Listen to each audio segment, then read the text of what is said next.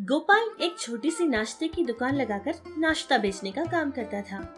गोपाल की पत्नी गौरी और उसका एक बेटा भी रहता था जिसका नाम रवि था। रवि पढ़ाई करता था और गौरी घर का सारा काम करने के बाद गोपाल के साथ नाश्ते की दुकान के कामों में भी बहुत ज्यादा सहायता करती थी। उनका व्यापार कहने के लिए छोटा ही था, लेकिन उनके परिवार के लिए वो काफी था। उनकी जिंदगी में वो लोग बहुत खुश थे। सारा दिन मेहनत करते और रातों को चैन की नींद सो जाया करते थे।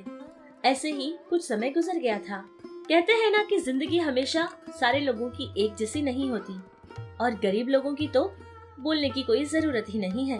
पता नहीं उनकी जिंदगियों में अचानक ही ऐसे ऐसे तूफान आते हैं जिनका सामना करना उन लोगों के लिए मुश्किल हो जाता है। कुछ ऐसा ही वक्त गोपाल और गौरी की जिंदगी में भी आ गया था। एक दिन की बात है कि उनके नाश्ते की दुकान का सारा काम खत्म करके वो वापस घर लौटते हैं और खाना खाकर सो जाते हैं। आधी रात को अचानक मौसम ही बदल जाता है। तेज हवाएं चलने लगती है और बहुत बारिश भी होने लगती है, जिससे बहुत सारे बिजली के तार टूट जाते हैं और गोपाल की उसी नाश्ते की दुकान पर गिर जाते हैं, जिससे वहाँ आग लग जाती है और उसका सारा दुकान जल जाता है।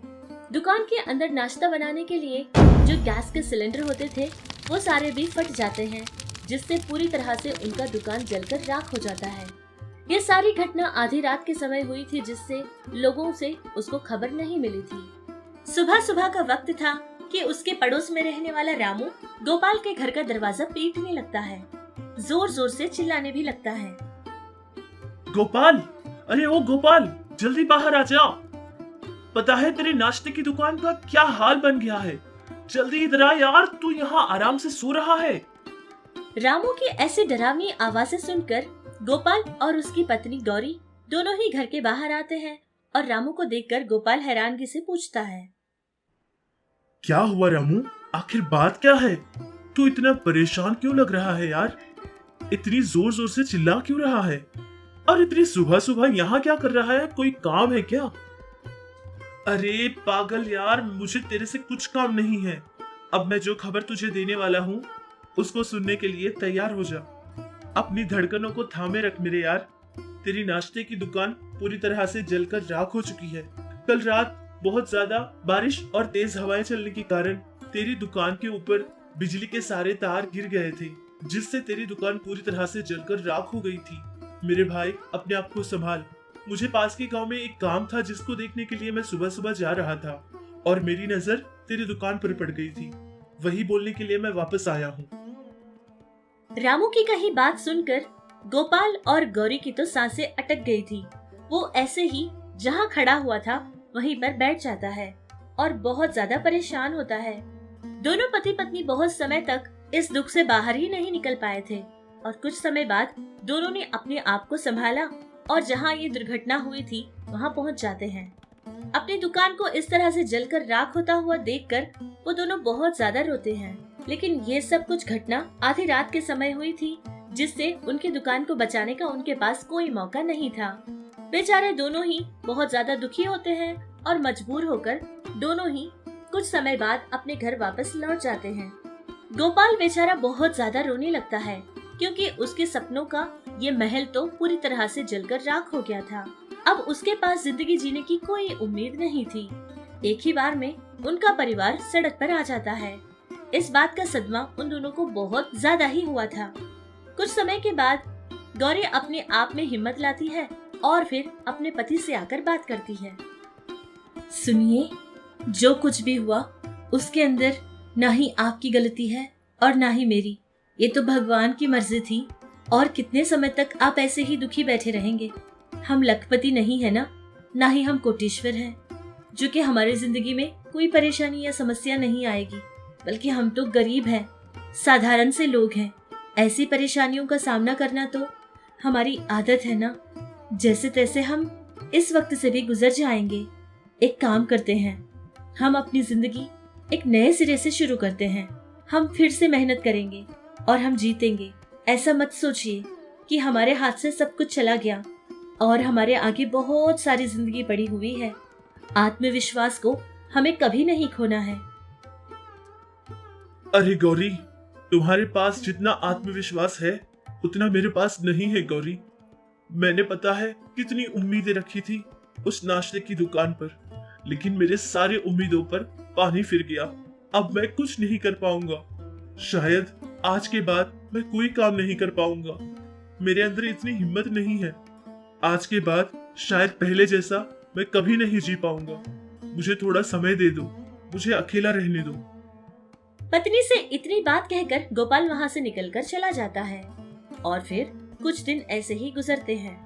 देखते ही देखते उनके घर का सारा हाल बदलता गया। घर में पैसा खत्म होता गया और घर का राशन भी पूरी तरह से होता गया। लेकिन इधर गौरी भी मजबूर थी। अपने पति की ये हालत देखकर उससे कुछ नहीं कह पाती थी, काम करने के लिए भी नहीं कह सकती थी और इधर मजबूर होकर खुद अपने आप में ही बहुत मजबूरी सा महसूस करने लगी। पति को देखकर बहुत ज्यादा चिंतित तो होती थी, लेकिन कहते हैं ना, लोगों की इंसानियत और लोगों का दिल देखकर जिंदगी नहीं गुजरती। अपने पेट पालने के लिए हमें कुछ न कुछ करना जरूर पड़ता है। उनकी जिंदगियों में भी कुछ ऐसा ही वक्त आकर खड़ा हो गया था। कहते हैं ना कि लाख विद्याएं जानने वाला भी अपने पेट के लिए मेहनत करना जरूरी है।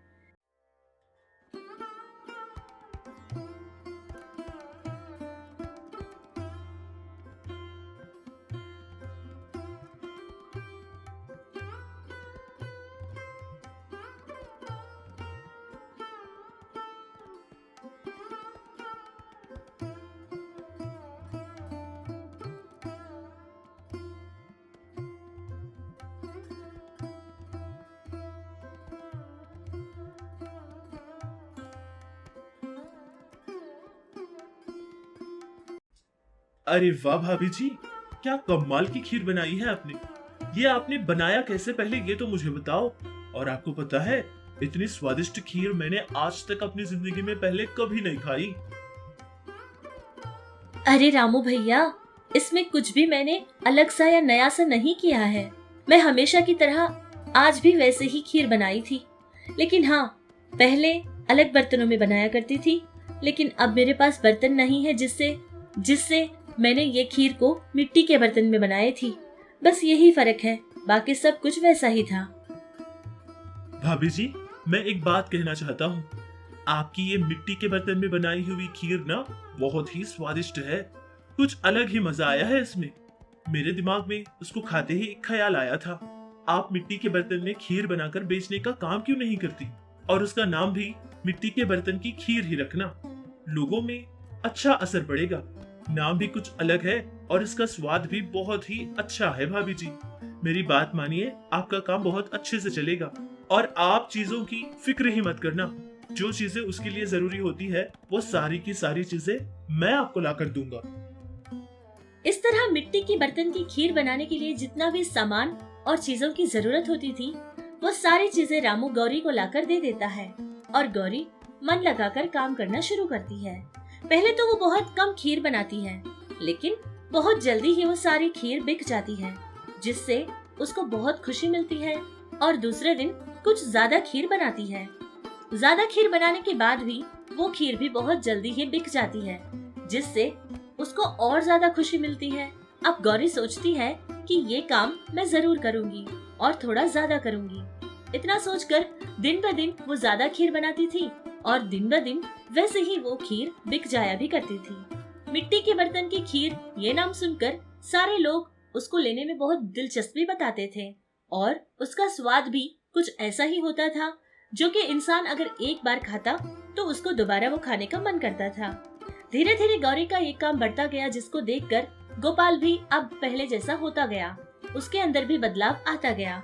अब वो समझ गया था कि जिंदगी गुजारने के लिए इंसान को मेहनत करना बहुत जरूरी बात है।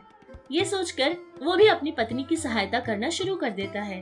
धीरे धीरे उनका काम बहुत ज्यादा बढ़ता गया। अब गौरी घर में बैठकर खीर बनाती थी और गोपाल उसको बाहर ले जाकर बेचा करता था। इस तरह उनकी जिंदगियों में फिर से रोशनी भरती गई।